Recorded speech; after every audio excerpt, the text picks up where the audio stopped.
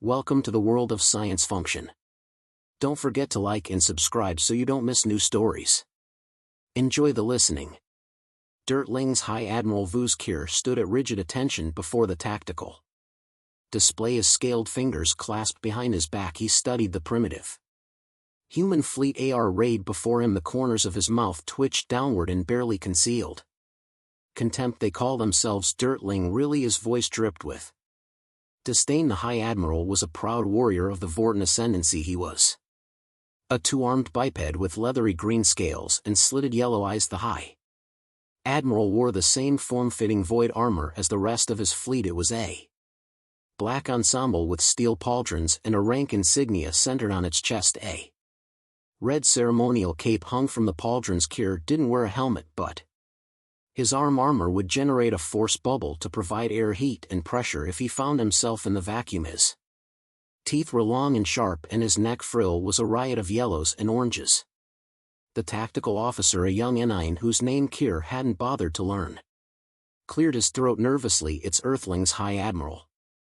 The humans named their planet Earth, sir, which translates to dirt. Kir snapped, his tail lashing in irritation. These primitive dung eaters couldn't even come up with a proper name for their own world. How am I supposed to take them seriously? The bridge of the ravaging flame thrummed with quiet energy as his crew worked at their stations, running detailed scans on the human defensive fleet. The massive Dren sensors picked apart every detail of the crew vessels before them. They were well designed.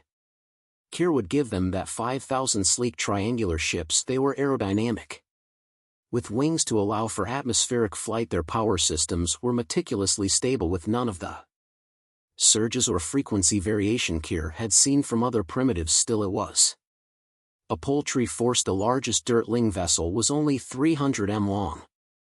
No energy shields, Kir observed, zooming in on one of the larger human ships. Their hulls are basic composites and metal alloys. Primitive chemical propulsion systems, he sneered, and their weapons railguns and nuclear torpedoes. They might as well be throwing rocks, he sneered. They basically are just throwing rocks, Sir. Vice Admiral Rexus Estes' measured voice cut through Kir's contemptuous musings. I believe we should exercise caution. These humans chose to ally themselves with the Jalea Republic. They did that knowing we were at war with them. Either they're suicidally foolish, he paused meaningfully, or they know something we don't. What could they possibly know? Kir gestured dismissively at the display. Look at that fleet. They're not a match for a single one of our cruisers. I know the Jalea were desperate for any allies they could find, but this— he shook his head. This is an embarrassment. With respect, Sir. Street persisted. Every other species the Jalea recruited was given access to technology.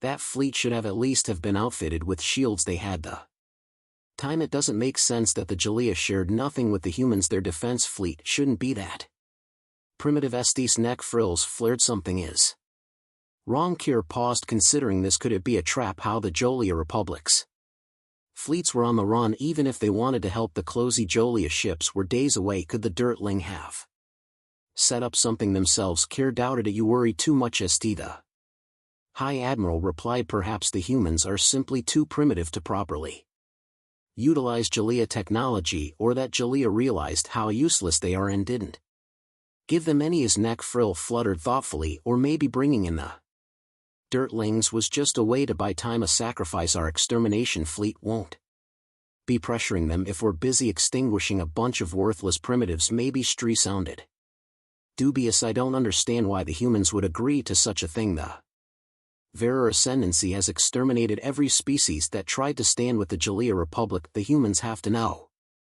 that they may be primitive, but I doubt their suicidal desperation. Most likely. Kir gestured at the sensor readout. Look at this system. No cilia crystals, no Zagar, no superconductors of any kind. None of the materials we use to power our technology can be found here. It's all basic elements. Kir snorted. I'm almost impressed the poor Wizkanx made it into space. He turned back to the tactical display, studying the formation of the human fleet. They had arranged themselves into a loose defensive screen several light seconds from their home world, keeping themselves between Kir's fleet and planet Dirt.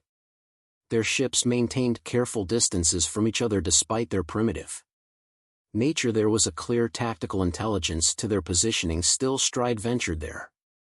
Fleet positioning shows some tactical consideration at least, and there are reports of significant activity in there. Systems asteroid belt enough Kigger cut him off. I appreciate your counsel, old friend, but we both know what's happening here. The Jolian are desperate and the Dirtling were an easy mark. These primitive fools are being sacrificed and they don't even know it. He shook his head. I almost feel bad for them, but anyone stupid enough to defy the voter ascendancy with such primitive tech deserves extinction. Some species are just too stupid to live. Kier straightened. Adjusting his ceremonial cape. Begin fleet preparations. I want our ships in attack formation within the hour. As his crew bustled to carry out his orders, Kier allowed himself a small smile. The Dirtlings would provide some mild entertainment, at least primitive and stupid as they were, at least they were coming out to face him. Kier appreciated that sort of warrior mentality. Most species fled when they learned he was coming. Who knows, they might even put up a fight. Probably not, though. Metal armor and projectiles, it was laughable. Behind INDM, Vice Admiral St watched the tactical display with worried eyes, noting the continued activity in the asteroid belt with growing concern. Kier noticed but said nothing. Street had always been a worrier. High Admiral Kier watched with satisfaction as his fleet sliced through the void toward the human defensive line.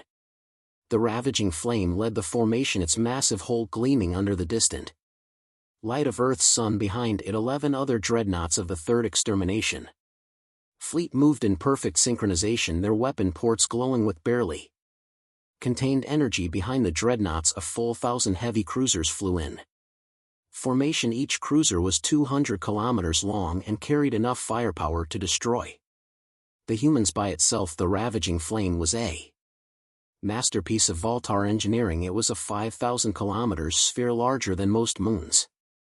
The flame's reinforced hull plating housed the most advanced weapon systems in known space. Multiple layers of energy shields sparkled with iridescent light, each capable of shrugging off impacts that could shatter a real moon. Plasma rays and particle cannons dotted its surface, while matter conversion being waited silently in their housings, ready to reduce enemy ships to their component atoms. The fleet was a testament to Volar military doctrine, where the Jalea relied on numbers. The Voltar concentrated their power as much as possible. A Volar ship should be and was an unstoppable overwhelming force. The sheer mass of Kier's fleet lessened its mobility somewhat, but the Jalea couldn't run forever. The Republic had yet to win a single victory against an extermination fleet. Kier's forces could shatter a 100,000 Jalea vessels without even breaking stride. High Admiral Captain Filio Box voice carried the precise clipped tones of a career military officer. The fleet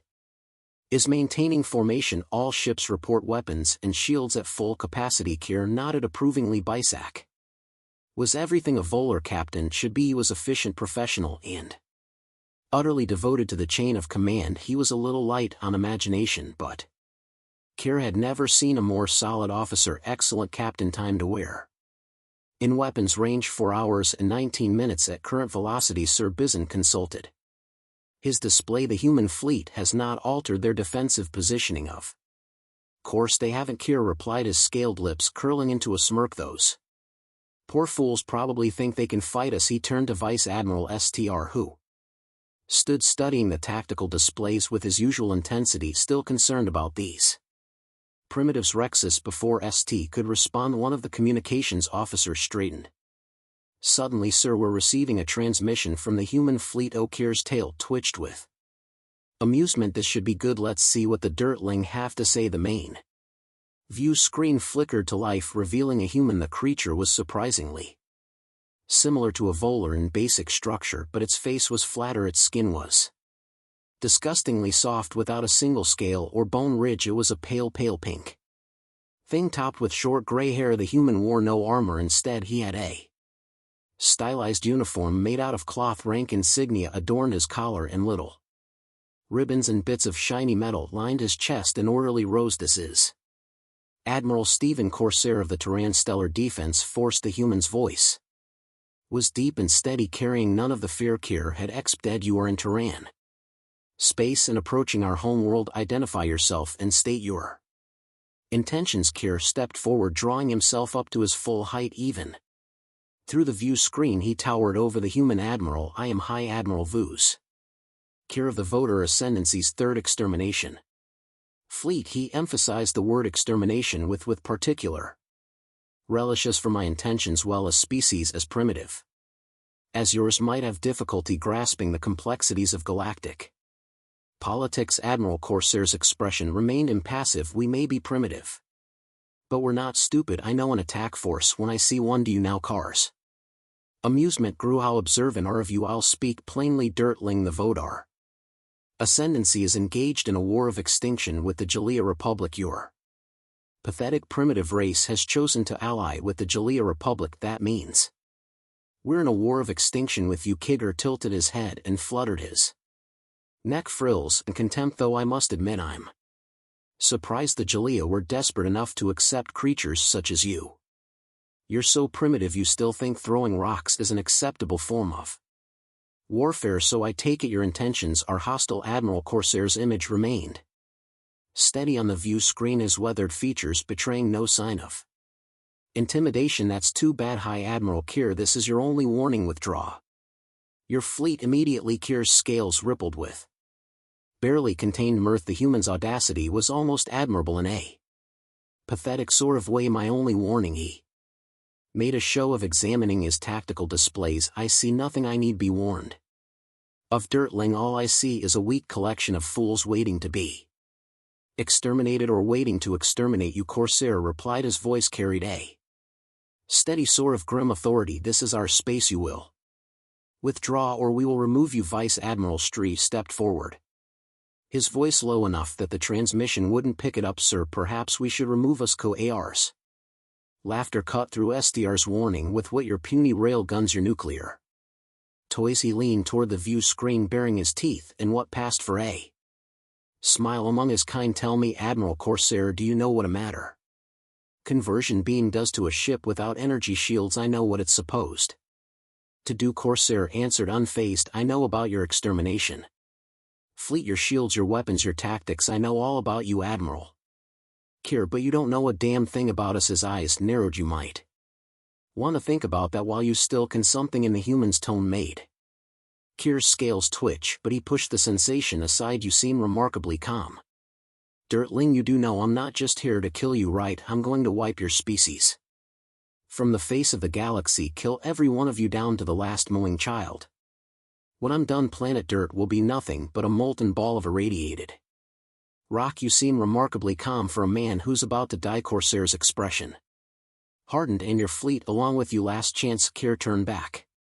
Now the bridge of the ravaging flame fell silent. Even Captain Bisac paused in his duties to watch the exchange. Kier drew himself up to his full height, his voice dropping to a dangerous whisper. Dirtling, you couldn't fathom the number of dead men behind me. He began to pace, his tail lashing behind him. My people were destroying worlds while yours were learning how to make fire. The Voter Ascendancy are the eldest and greatest warrior race known to sapiens. I am its most accomplished admiral, leading its most accomplished fleet. Your ships will be torn apart by weapons you can barely comprehend. I will crush your defenses as I have crushed thousands before you. Your cities will burn, your armies will be reduced to their component atoms, your oceans will boil. Kigger stopped pacing, fixing Corsair with a predatory stare. And when it's done, when your species is less than dust, no one will even remember, not even me. Throughout Kier's speech, Corsair's expression never changed. He simply watched as he'd watch an annoying child or a particularly loud insect. When Kier finished, the human admiral nodded once. I see diplomacy is off the table. Corsair said, you can't say I didn't warn you. The transmission cut off abruptly, leaving the view screen dark. Vice Admiral Stuck cleared his throat. Sir, the human fleet is maintaining position, but I'm detecting increased energy readings from their weapon systems. Let them power up whatever primitive weapons they possess. Kier told him, I'll be disappointed if they don't at least try to fight. Sir, Captain Bison spoke up, those ships don't have shields we could launch torpedoes from here, destroy them all without having to close. And Kigger considered, no, Captain. He pointed at the sensor screen. They've got kinetics for point defense. Some of them might survive. Keep weapons and shields primed, but Don't launch anything. The Dirtling don't know how much trouble they're in. I don't want to warn them until we're closer. His neck frilled twitched in anticipation. It's so much simpler when they don't get the chance to run. As the voter fleet pressed forward, Kigger noticed SD's troubled gaze shifting between the tactical display and the darkness of space beyond. The Vice Admiral's attention kept returning to the asteroid belt where energy signatures continued to flicker at the edge of their sensor range. What is it, Vice Admiral? Kier asked. You keep watching the sensor screen like you think it might bite you. I don't know. Hi, Admiral ST admitted. My instincts are screaming that something is wrong.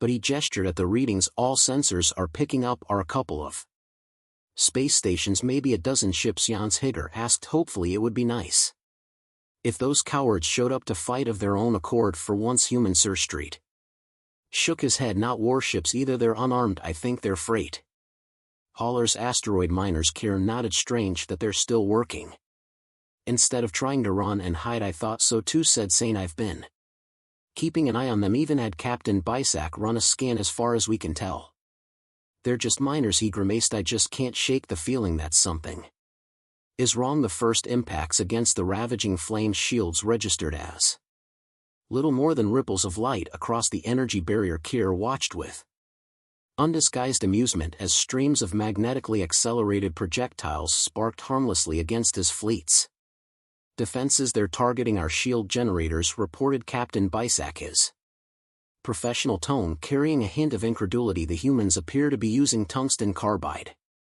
projectiles. Tungsten carbide, Kigger snorted wryly. How quaint. Status of our shields holding at 99.998%, sir. The impacts are registering, but the damage is negligible. Vice Admiral Stree studied the tactical display with growing concern. Sir, the human vessels are maintaining their distance. They're spreading out to engage us from multiple vectors. Of course they are, Kier replied dismissively. There are no range limitations on kinetics in space. The projectiles will maintain velocity indefinitely. He watched another series of rail gunshots spark against the shields. I wonder if they have the sensor equipment to know how useless their little guns are. We should consider retaliating with long-range torpedoes, Stree suggested.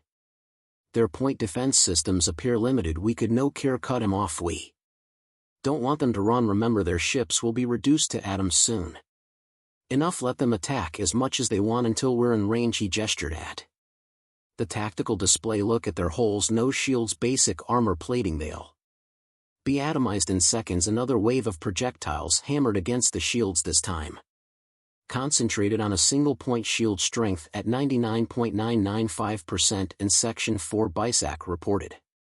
They're becoming more precise with their targeting. Good for them, Kier said. Status of our weapon systems: all weapons charged and ready, sir. We'll enter firing range in approximately 1 hour. Kier nodded with satisfaction. Perfect. These Dirtling are brave enough when they're throwing rocks from far away. Let's see if they're just as brave when real guns start shooting back. He turned to STR, who was still frowning at the tactical display. Still worried about our primitive friends? Something isn't right.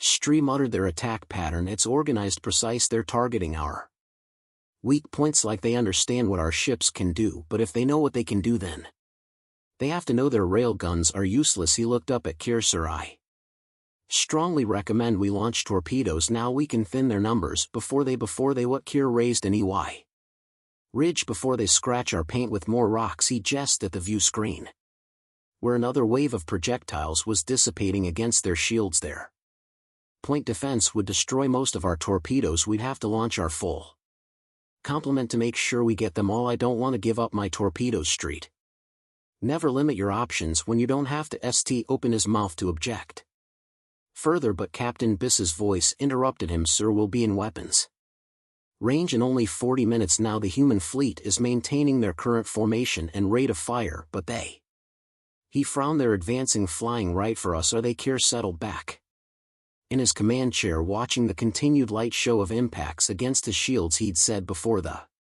Dirtling were too stupid to live. They seemed bound and determined to prove him right. How interesting. Send word to the fleet, maintain course and formation.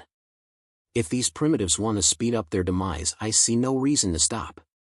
Then, as if in response to his words, a new wave of projectiles slammed into the shields, their impacts creating a cascade of light across the energy barrier. Kier smiled, imagining the growing desperation the humans must be feeling. What must it be like watching death come, throwing everything you have at it and knowing it barely?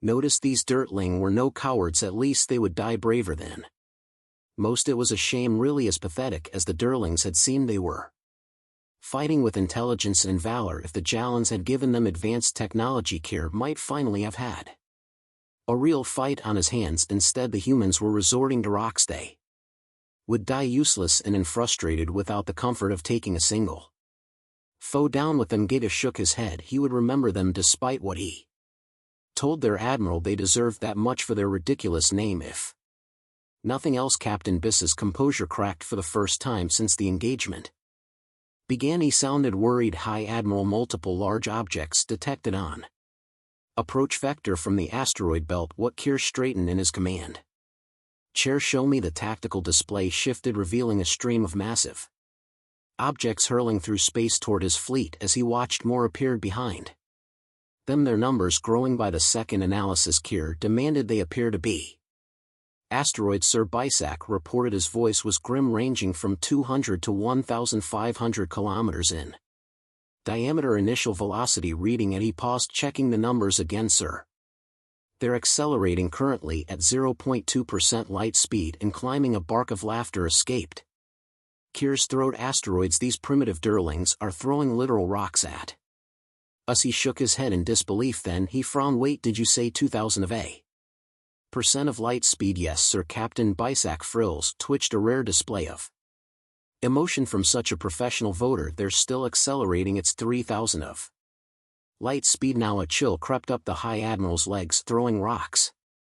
Indeed, the ravaging flame had the strongest shields in the galaxy. Energy shields were excellent defense against kinetic weapons, but that much mass moving that fast, how? Kier demanded. The dirtling are using chemical propulsion. How could they possibly accelerate that much mass that quickly? Unknown, Sir Bisac replied. I don't. Wait. The captain frowned at the sensor display. I'm detecting energy signatures consistent with high-yield fusion drives attached to the asteroids. They, the dirtlings, hooked engines to the rocks. Jalan engines. Kier's neck frill flared. He forced it to snap back down so the Jalan didn't be in them. After all, Vice Admiral Stree scales had taken on a pale hue. High Admiral, at these velocities, if we take a hit, he can't take a hit. Kier finished for him, or at least not many. He turned to his navigation officer. All ships adjust course. The dirtling think they can hit us with rocks. Let's show them otherwise. The massive Voltar fleet began to shift position, their flaring as they moved to avoid the incoming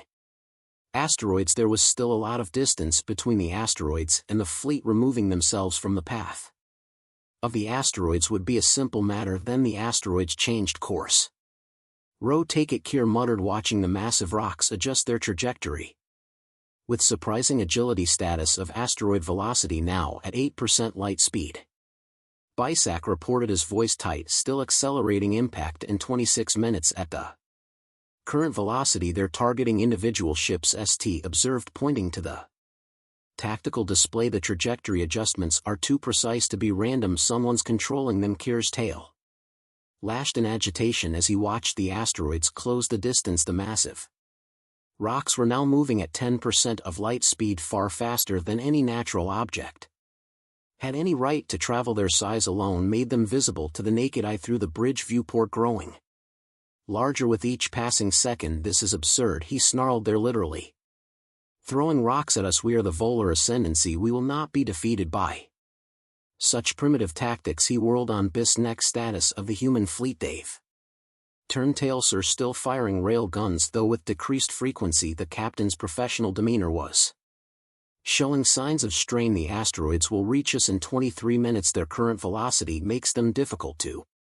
track with our targeting systems. Kier watched the approaching doom with growing disbelief. These primitive humans didn't even have proper energy weapons the Dung Eaters had named their planet after soil, yet somehow they had managed to turn their systems' asteroids into guided projectiles moving at velocities that defied reason. It was madness, and they were still Accelerating, can we destroy them? Kier demanded. Unlikely, said Str. Most of our weapons have an effective range of 200,000 kilometers. The rocks will hit us within 6 seconds of entering that range, and there are 5,000 of the things. We'd get maybe a quarter of them before they turn us into debris. The words made Kier's frills flare. Too many, too fast. The ravaging flame and its fellow dreadnoughts were the most advanced and powerful ships ever built, backed by 1,000 cruisers capable of destroying worlds by themselves. All that power, and they would be killed by rocks. Unacceptable. Launch torpedoes, he barked. The full complement. Target those rocks. The void lit up as tens of thousands of antimatter torpedoes streak from the Voltar fleet. The weapons were works of art, each containing enough destructive power to level a continent. They streaked toward the incoming asteroids, their guidance systems ensuring perfect accuracy. Faster and faster they flew, but the rocks were still far away. Kier counted the minutes until they made impact. Direct hit. Captain Brizzen reported. All torpedoes are on target. The impacts were spectacular. Explosions rippled across space face as the torpedoes found their marks. For a brief moment Kier allowed himself to hope, then the asteroids emerged from the devastation completely unscathed. Not possible. Kier breathed, his claws dug into his scales. Not possible. That was enough antimatter to destroy on worlds. How are those rocks still here? Sir Biss's voice had lost all pretense of calm. The asteroids are shielded, overlapping energy barriers consistent with Jalea technology. Shields by the dark stars. Energy shields were excellent defense against kinetics, but they were amazing against antimatter. Antimatter released a began. He sounded worried. High Admiral, multiple large objects detected on approach vector from the asteroid belt. What? Kier straightened in his command chair. Show me. The tactical display shifted, revealing a stream of massive objects hurling through space toward his fleet. As he watched, more appeared behind them, their numbers growing by the second. Analysis, Kier demanded. They appear to be asteroids. Sir Bisac reported. His voice was grim, ranging from 200 to 1,500 kilometers in diameter. Initial velocity reading, and he paused, checking the numbers again. Sir, they're accelerating currently at 0.2% light speed, and climbing. A bark of laughter escaped Kier's throat. Asteroids, these primitive dirlings, are throwing literal rocks at us. He shook his head in disbelief, then he frowned. Wait, did you say 2,000 of a percent of light speed? Yes, sir. Captain Bisac frills twitched, a rare display of emotion from such a professional voter. They're still accelerating. It's 3,000 of light speed now. A chill crept up the High Admiral's legs. Throwing rocks. Indeed, the ravaging flame had the strongest shields in the galaxy. Energy shields were excellent defense against kinetic weapons, but that much mass moving that fast, how? Kier demanded. The Dirtling are using chemical propulsion. How could they possibly accelerate that much mass that quickly? Unknown, Sir Bisac replied. I don't. Wait. The captain frowned at the sensor display. I'm detecting energy signatures consistent with high-yield fusion drives attached to the asteroids. They, the Dirtlings, hooked engines to the rocks. Jalon engines. Kier's neck frill flared. He forced it to snap back down so the Jalon didn't be in them. After all, Vice Admiral Stree scales had taken on a pale hue. High Admiral, at these velocities, if we take a hit, he can't take a hit. Kier finished for him, or at least not many. He turned to his navigation officer. All ships adjust course. The Dirtling think they can hit us with rocks. Let's show them otherwise. The massive Voltar fleet began to shift position, their flaring as they moved to avoid the incoming asteroids. There was still a lot of distance between the asteroids and the fleet. Removing themselves from the path of the asteroids would be a simple matter. Then the asteroids changed course. Row, take it, Kier muttered, watching the massive rocks adjust their trajectory with surprising agility. Status of asteroid velocity now at 8% light speed.